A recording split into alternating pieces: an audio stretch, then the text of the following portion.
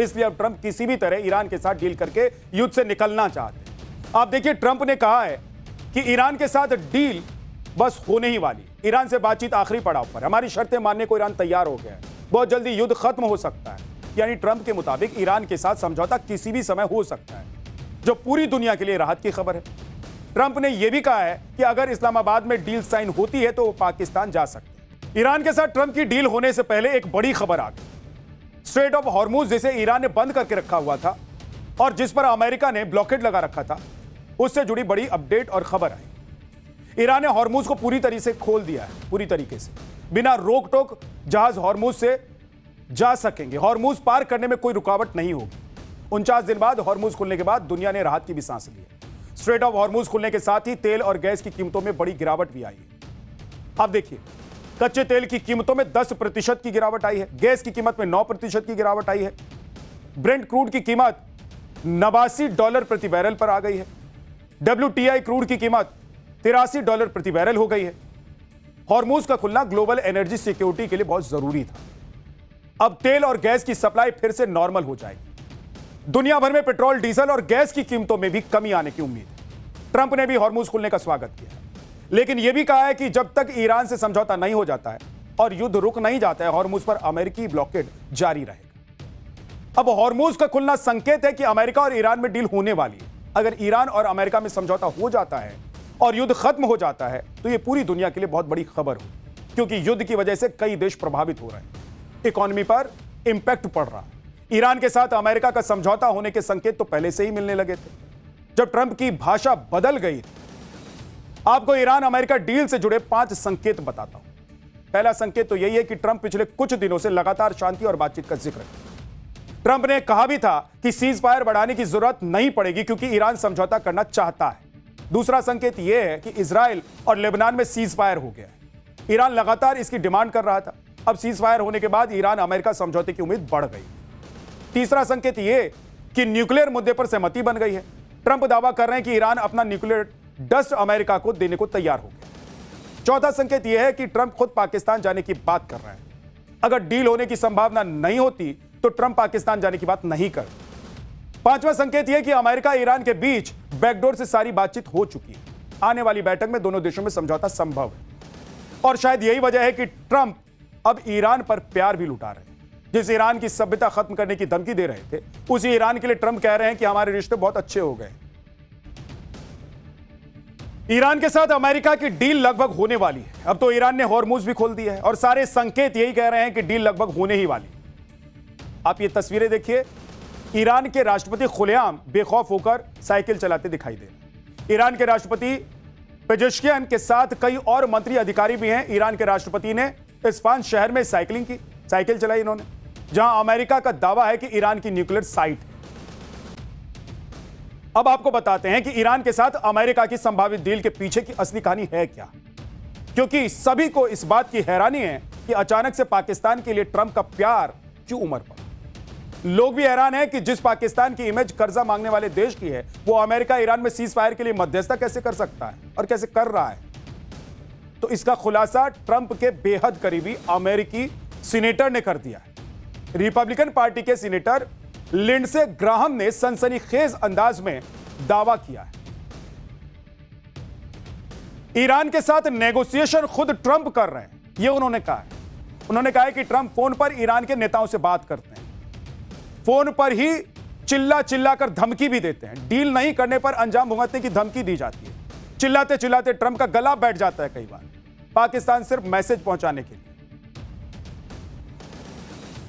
यानी जो Trump Iran को धरती के नक्शे से मिटाने की कसमें खा रहे थे, वो अब खुद ईरान से बात कर रहे हैं, खुद सारी डील कर रहे हैं।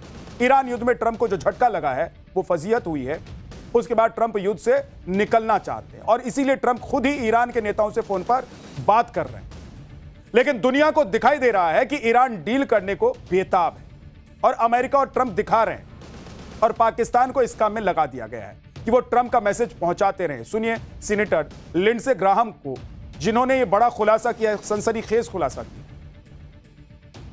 यानी अमेरिका ईरान के बीच डील डायरेक्ट ट्रंप कर रहे हैं, तो पाकिस्तान इसमें कहां फिट हो रहा है और पाकिस्तान इसमें है क्यों? पाकिस्तान में पब्लिक भी यही कह रही है कि ट्रंप ने पाकिस्तान का इस्तेमाल किया है। जैसा ट्रंप कहते हैं वैसा ही शहबाज और मुनीर करते हैं। लोग तो यहां तक कह रहे हैं कि ट्रंप की चापलूसी में शहबाज मुनीर ने हद पार कर दी। यानी ट्रंप ने अपने फायदे के लिए पाकिस्तान को सिर पर बिठाकर रखा है। ट्रंप की इसी विदेश नीति की अमेरिका में जमकर आलोचना हो रही है। अमेरिका में लोग कह रहे हैं कि ट्रंप ने अमेरिका के सहयोगी देशों को लगातार नीचा दिखाया। यूरोप के साथ अमेरिका के संबंध सबसे निचले स्तर पर आ गए। ट्रंप ने भारत को छोड़कर पाकिस्तान जैसे देश को चुन लिया, जिसने अमेरिका की सालों की कूटनीतिक मेहनत पर पानी फेर दिया।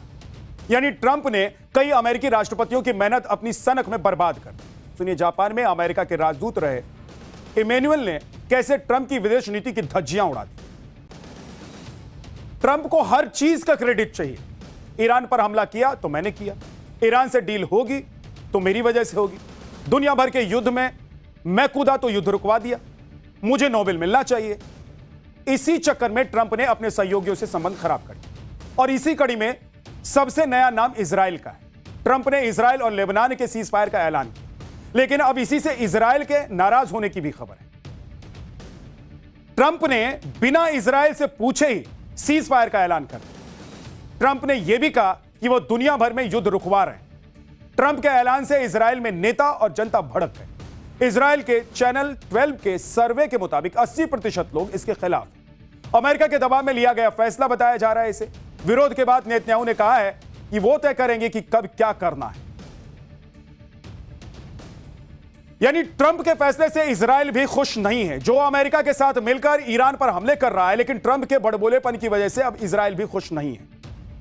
उधर ट्रंप के सीज फायर के ऐलान से बढ़ के इजराइल ने नया दांव भी चल दिया। इजराइल ने ट्रंप के नए नए चहेते पाकिस्तान के खिलाफ ऐसा चक्रव्यूह रच दिया है जिससे शहबाज एंड कंपनी परेशान हो गई। इजराइल ने आतंकियों संगठनों से जुड़ी खुफिया जानकारी भारत को एक डोजियर के रूप में सौंप दी, जिससे पाकिस्तान के आतंकी ठिकानों और हमास के बीच का कनेक्शन सामने आ गया। डोजियर के मुताबिक हमास और लश्कर ए तैयबा के करीबी रिश्ते हैं।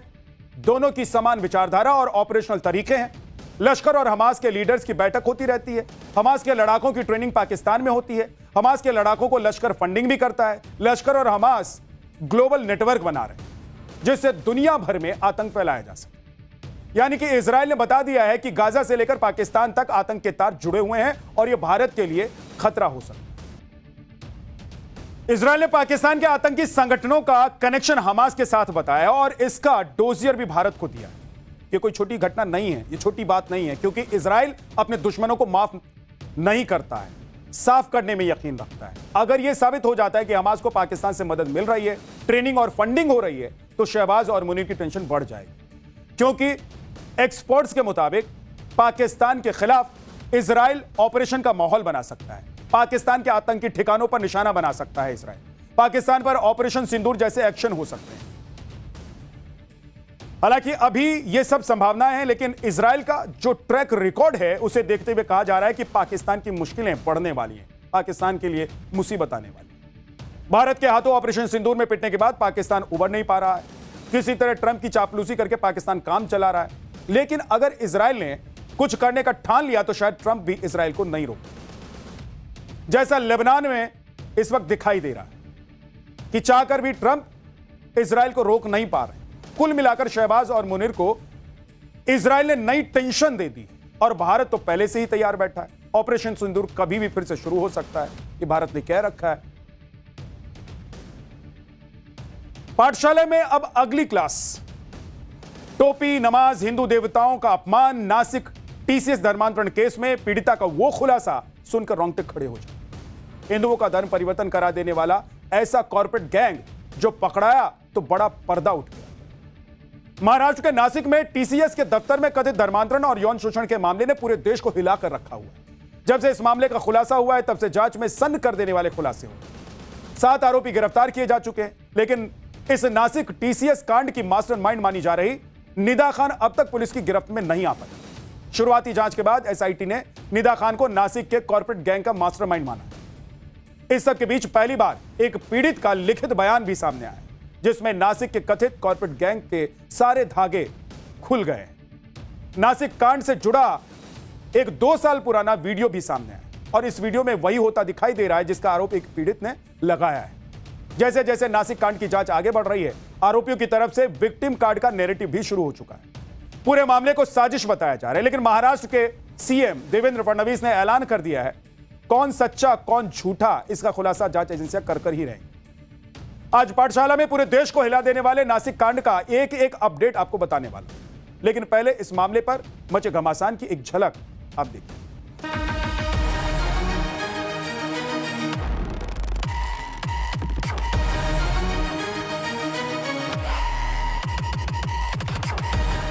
ये मामला बहुत सीरियस मामला है और इस पर बहुत कड़ी कार्रवाई हम लोग कर रहे हैं। और फोर्सफुली धर्म परिवर्तन के लिए ऐसे कोई भी सेंटेंसेस यूज किए नहीं गए। सिर्फ देवी देवताओं के बारे में कुछ बोला गया है। कला हम मिट्टी में मिला देंगे, ये हालत तभी जिहादी के हम करने वाले हैं। उसने कंप्लेंट दी कि दानिश और उसके बाद एक तौफीक था। ईद थी, ईद के टाइम बुलाया, उनको टोपी पहनाया और टोपी पहना के एक ग्रुप में उनका नाम डाल दिया।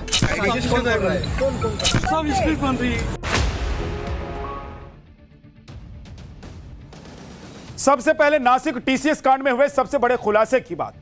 पहली बार इस मामले में एक पीड़ित का लिखित बयान सामने आया है। मराठी में लिखी गई इस शिकायत ने नासिक में टीसीएस के दफ्तर में कथित धर्मांतरण की साजिश के सारे धागे खोल कर रख दिए।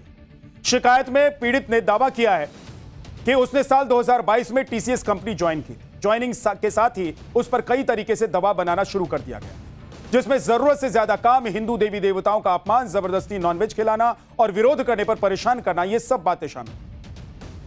पीड़ित के मुताबिक तौसीफ टीम लीडर था, ऐसे में मजबूरी थी कि उसे हर निर्देश उसका मानना पड़ता था। आगे पीड़ित ने लिखा है कि तौसीफ और दानिश ऑफिस में काम करते समय कभी भी अचानक कोई भी काम करने के लिए कह देते थे। रात में देर होने पर वो उसे अपने साथ डिनर के लिए होटल ले जाने के लिए मजबूर कर देते थे, जबरदस्ती करते थे और जबरदस्ती नॉनवेज खाने के लिए भी उस पर दबाव डाला जाता था।